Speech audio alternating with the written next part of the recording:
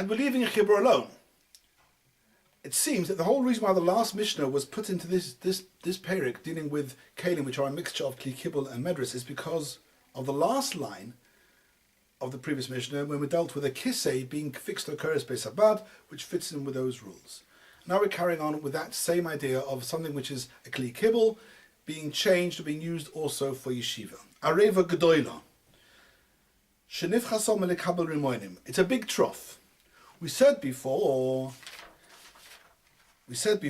in Mishnah base that if an areva is not so big, if it's a medium-sized areva between base like and Tisha Kabin, which breaks, there is an automatic assumption from Kibbul to Medris. However, we're talking about an areva Gedoyla, which is now broken. Shenef Chasom Alekabel Rimoinim, which is the shear for being Matarikli Eitz, is now no longer able to be a regular base Kibbul. Viskina li Yeshiva.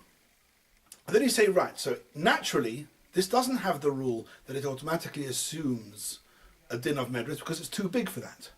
But this man decides, yes, I want to now change this trough into a bench. Viskino li yeshiva. Rebbe Kiva Matame, he says, yes, that's fine.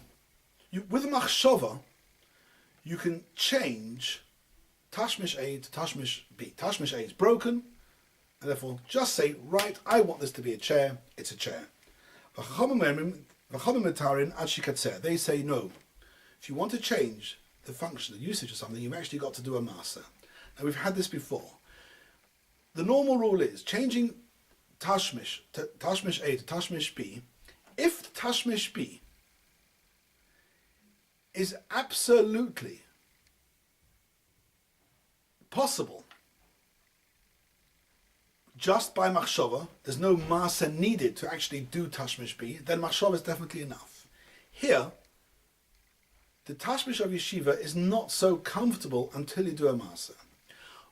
And therefore the Chachamim's view is quite simple to understand. They say because Tashmish B, you've actually got to do a kitzur, a masa of shaping it, or cutting it, therefore you've got to wait till you actually do that kitzur.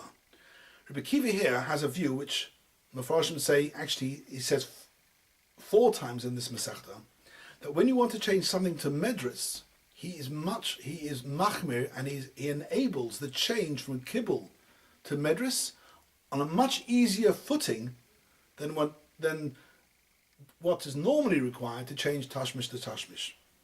And he says changing a Kibbul to a Medris, although there is a Chesaron Masa, you do need to do some sort of Kitzua.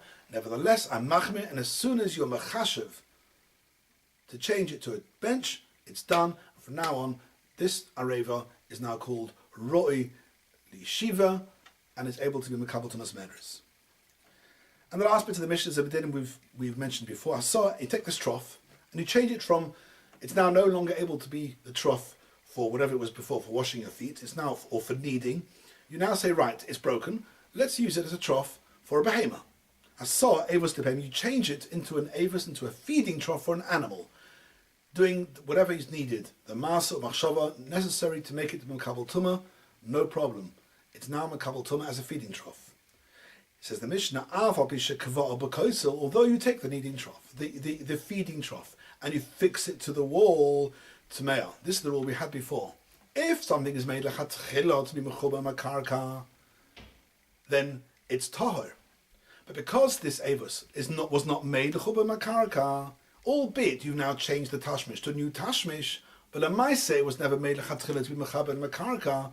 Therefore, being mechaber and a pre-existing kli to the karka is not matar that kli, as long as you can still have its original its usage while it's mechuba lekarka, and that then you can see the end of the Baal Tanura. And we'll carry on with these dinim in Mitzvah in the Mishnah.